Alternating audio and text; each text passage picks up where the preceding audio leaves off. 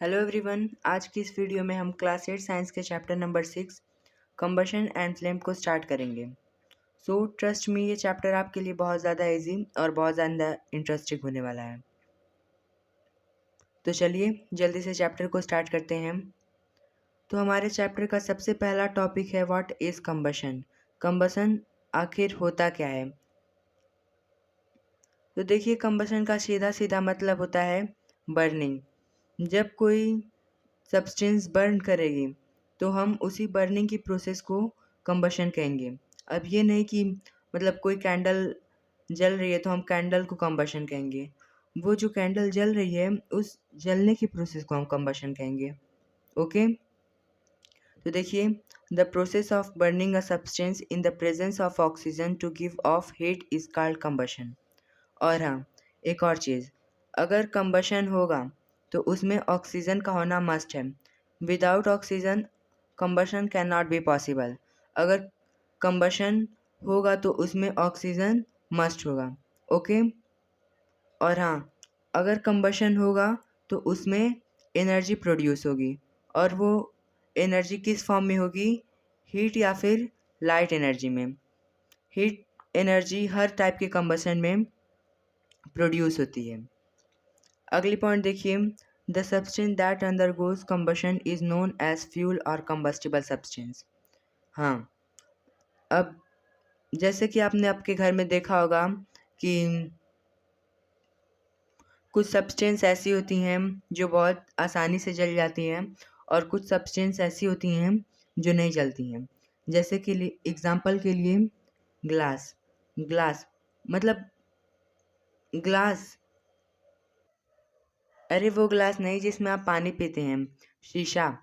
तो अगर आप ग्लास को बर्न करेंगे तो वो बर्न नहीं होगा, और अगर वहीं आप किसी दूसरे सब्सटेंस जैसे कि पेपर, वुड, इन सब चीज़ों को बर्न करेंगे तो ये बर्न हो जाएगा। तो ऐसी चीज़ें जो बर्न हो सकें उनको हम फ्यूल या फिर कंबस्टिबल सब्सटेंस कहेंगे। ओके, अब आगे देखिए, combustion is chemically oxidation. Combustion chemically oxidation होता है। अब आपको यहाँ पे थोड़ा अटपटा लग रहा होगा कि ऑक्सीडेशन क्या है, होता है। तो अगर आपको याद हो तो हमने 7th क्लास में इसके बारे में पढ़ा था, ऑक्सीडेशन क्या होता है। जब किसी चीज़ का रिएक्शन ऑक्सीजन से होगा तो उसी को हम ऑक्सीडेशन बोलेंगे। तो यहाँ पे ऑक्सीडेशन का सीधा साधा मतलब है addition of oxygen. Okay, the lowest temperature at which a substance catches fire is called its ignition temperature. हाँ, तो वो लोएस्ट टेम्परेचर जिस पे कोई सब्सटेंस फायर को कैच करती है तो उसी टेम्परेचर को हम इग्निशन टेम्परेचर कहेंगे। अब जैसे कि आपके घर में केरोसिन ऑयल होगा और एक पेपर होगा, तो अगर आप उसको बर्न करोगे, सबसे पहले तो आप केरोसिन ऑयल को जब बर्न करोगे तो वो बहुत जल्दी फायर को कैच कर लेगा, और जबकि पेपर थोड़ा लेट होगा, मतलब वो थोड़ा टाइम लेगा इन कंपैरिजन ऑफ केरोसिन।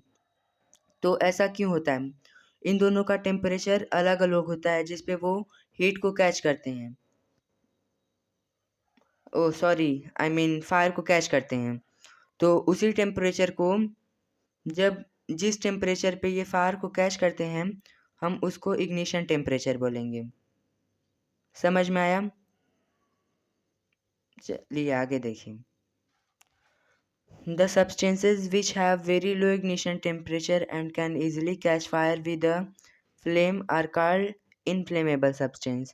तो ऐसी सब्सटेंस जो कि फायर को बहुत इजीली कैच कर सकते हैं और फ्लेम को भी प्रोड्यूस करते हैं, तो ऐसे सब्सटेंस को हम क्या बोलेंगे, इन्फ्लेमेबल सब्सटेंस। इसका सबसे अच्छा एग्जांपल है केरोसिन, जो अभी हमने एग्जांपल में लिया था। मतलब कुछ कुछ सब्सटेंस ऐसी होती हैं जो इसमें कंबशन तो होता है पर फ्लेम नहीं प्रोड्यूस होता है। जैसे कि कोल को जब आप बर्न करोगे तो वो बर्न तो हो जाएगा पर उसमें फ्लेम प्रोड्यूस नहीं होगा, तो उस कोल को हम इनफ्लेमेबल सब्सटेंस नहीं कह सकते हैं। जबकि केरोसिन ऑयल जब बर्न होगा तो ये बर्न होने के साथ साथ फ्लेम को प्रोड्यूस करेगा, तो केरोसिन ऑयल इनफ्लेमेबल सब्सटेंस हो जाएगा। ओके, अब आगे देखिए, conditions necessary for combustion. Combustion को होने के लिए क्या क्या कंडीशंस नेसेसरी हैं? 3 कंडीशंस नेसेसरी फॉर कंबशन। तो 3 चीज़ें ऐसी हैं जिनके बिना कंबशन नहीं हो सकता, मतलब इनका होना मस्ट है, विदाउट इनके कंबशन नहीं हो सकता। तो सबसे पहला है कंबस्टिबल सब्सटेंस।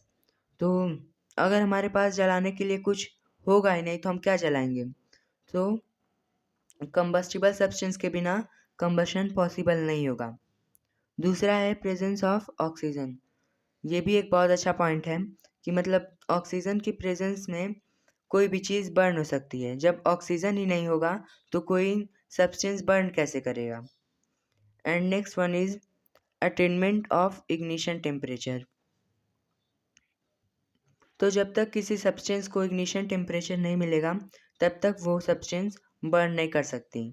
तो ये 3 कंडीशंस हैं जो कि कंबशन के लिए नेसेसरी हैं। इनके बिना कंबशन नहीं पॉसिबल हो सकता। अगर आप किसी एक को भी हटा दें तो कंबशन पॉसिबल नहीं होगा। आपने देखा होगा कि मतलब जब कभी कहीं आग लग जाती है तो लोग सबसे पहले जो जहाँ से उसको ऑक्सीजन मिलता है उसको हटा देते हैं। जैसे कि ये फायर एक्सटिंग्विशर का यूज़ करते हैं। तो जब फायर एक्सटिंग्विशर का यूज़ होगा तो वहाँ पे ऑक्सीजन की जो लेवल होगा वो कम हो जाएगा और CO2 का लेवल ज़्यादा हो जाएगा, जिससे कि जो कंबशन होता है वो रुक जाता है। ओके, तो समझ में आया? अब हम सब चीज़ों को एक बार फिर से देखते हैं कि हमने क्या-क्या पढ़ा।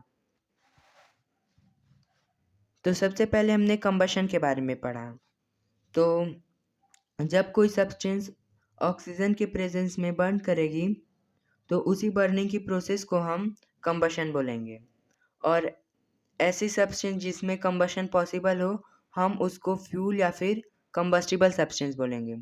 और वो लोवेस्ट टेम्परेचर जहाँ पे कम कोई सब्सटेंस फायर को कैच करती है हम उस टेम्परेचर को क्या बोलेंगे?